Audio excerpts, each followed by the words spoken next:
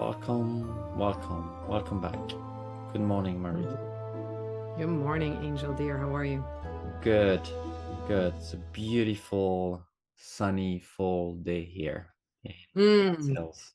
Yeah, it's been very sunny, very cold, also very bright light. So it's been really beautiful. beautiful.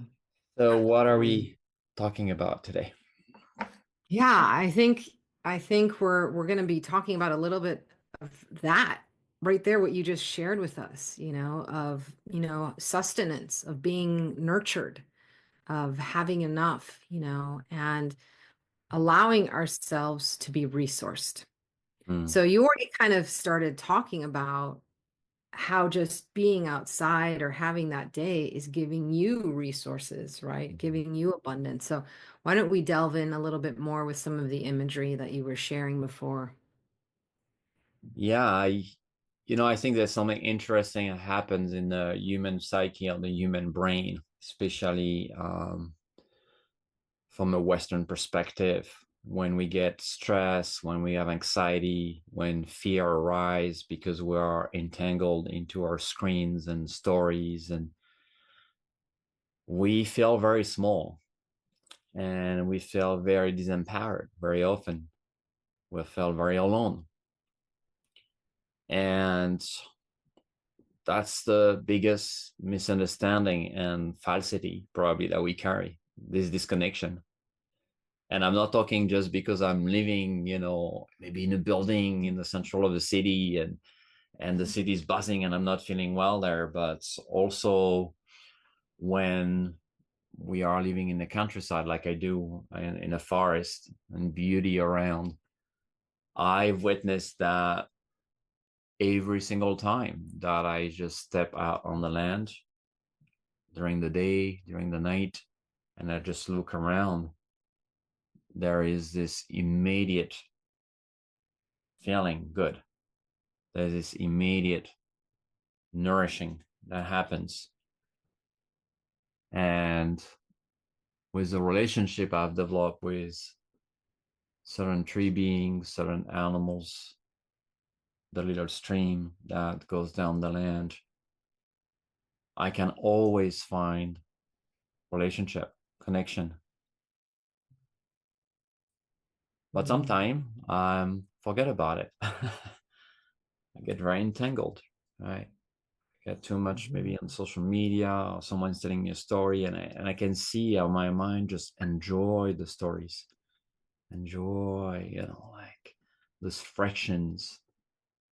Take Uh the popcorn out. yes, yeah, right. The mind is just very looking for fear, for danger, for what might go wrong. This old survival brain, right?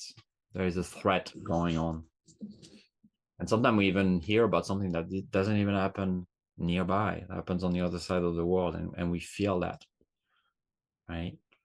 And I think, I like to balance that with, yes, we are interconnected with all human beings. And when part of human beings are suffering, we experience suffering. And if we're not numb to that pain, we're going to experience it. If we have, capacity to open our heart, to feel compassion and empathy, that's always present. But it should not come at the detriment of losing our power, losing our clarity, losing our ground. And the resourcing is always available as we reconnect to those wild places that are resourced, that know how to come back to equilibrium, that knows how to heal by not attacking the wound, but finding a way through. It always um, amaze me when, sometimes there is this big environmental catastrophe with the ocean and the rivers or a forest. And then a year later, people come back and life is back. Life is piercing back. I remember years ago, they discovered there are those mushrooms growing inside Chernobyl, inside the most radioactive place. Those mushrooms are growing and eating the radioactivity. And nature find the way, find a way through the pain, find a way to what feels like it's ground zero. There's nothing left, and yet life bursts from those places. And I think, as we going through tumultuous time as a collective, globally, because of many issues that we're facing socially, environmentally, politically, economically, and many people suffer, from the system. I think people suffer more also because they don't have the tools and the places and the know-how to reconnect to nature, to reconnect to the greater web of life that is available to us. And just coming, the other day, Tuesday, I was not feeling really well, and I just went out at night and I just looked at the sky and the stars, and it was like a shower of peace on me. A reminder to detach. Stars, have been here for billions of years, and they still shine as bright tonight than yesterday.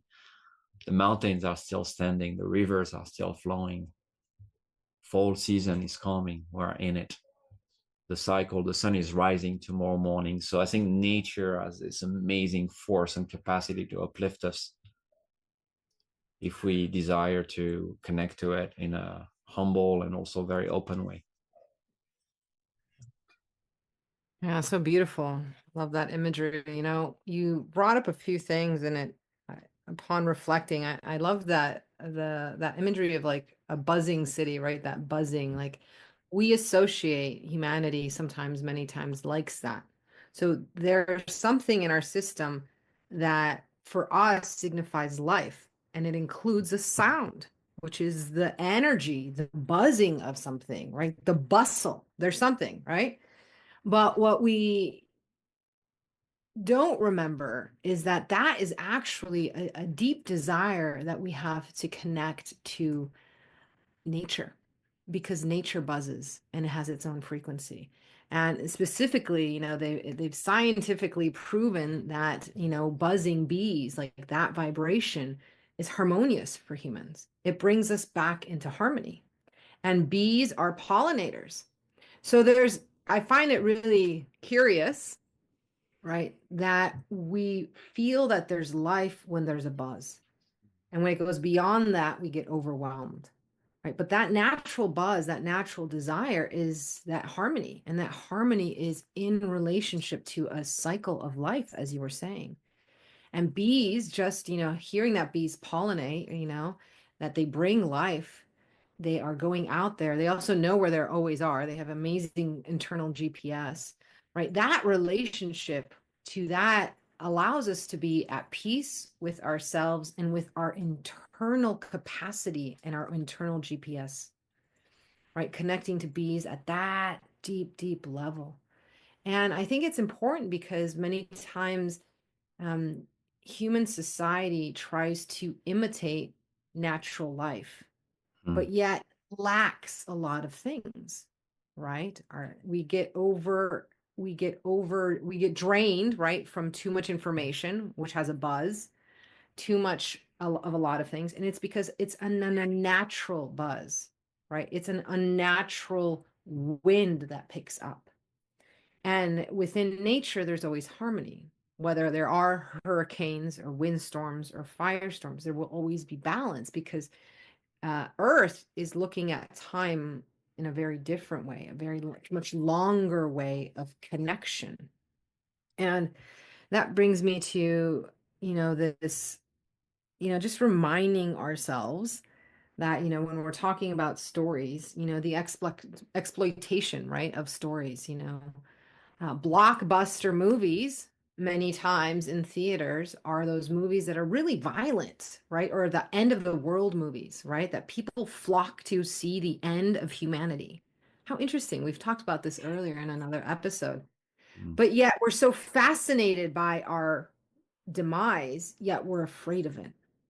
So there's something there really also important to pay attention to of, hey, yeah, you probably bought that ticket back in the day to watch, Men in Black, it's probably the last time I was in a theater.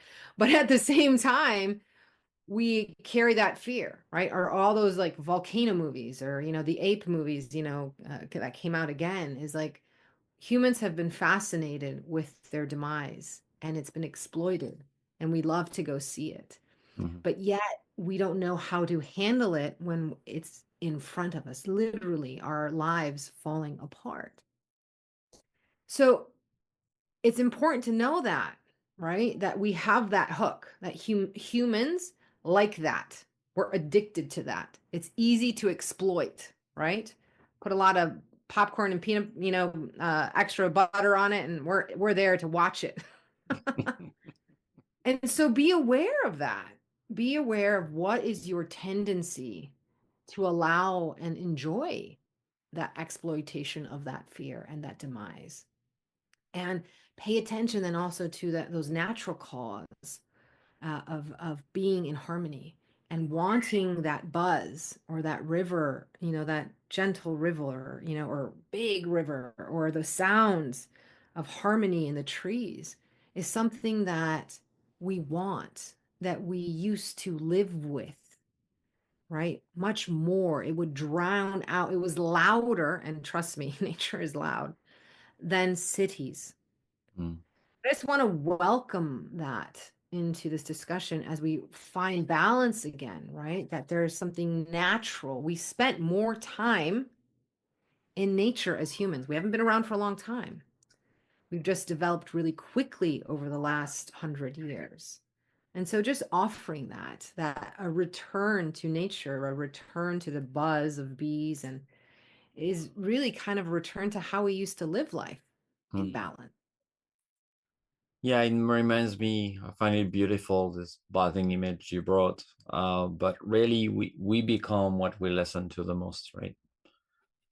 Uh, those are spells and cast, by nature, right? But there's also spells cast by any voices that we listen to. Right? There's so much power in words, in vibration, in sounds, in songs. And if we spend our life listening to the vibration of separation and hate and violence and end of the world, our body is going to, be really attuned to that and looking for that. But if we spend more time looking at the magical unfoldment of nature, its capacity to transform, to shift, to evolve, finding miracles literally in a little piece of grass, in one little insect maybe that's crawling on our hand in our homes. That listening, that vibration that we're listening to is what we're going to become. We're going to become more attuned to that and to that wisdom, especially, and that it carries, even just through the sound of the wind. There is deep wisdom there. So paying attention, I think we're in such an age of oversaturated information, very loud information too, that's repeated and repeated and repeated. It's literally, some people say it's witchcraft, it's hypnosis, it's however you want to call it. It just works, right? To really pay attention about, what we put in our bodies through our ears, not just what we're eating. People always talk, oh, I eat really clean and this and that. Say, but yeah, but what are you eating through your eyes? What are you eating through your ears? Right? And that can make such a huge difference in the way we then show up back into the world. Then we show up from that place with that vibration. And I think that's really crucial to be very disciplined in crafting that time of connection to that vibration. Yes, may we find our own ways of doing that in relation. Thank you. Thank you.